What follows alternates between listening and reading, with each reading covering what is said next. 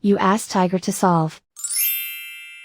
This deals with linear equations with one unknown.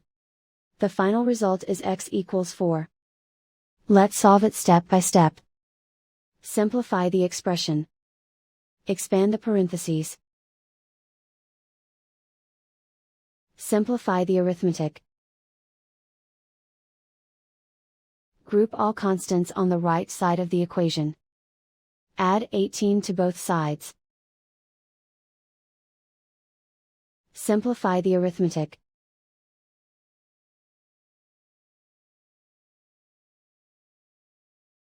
Isolate the x. Divide both sides by 9.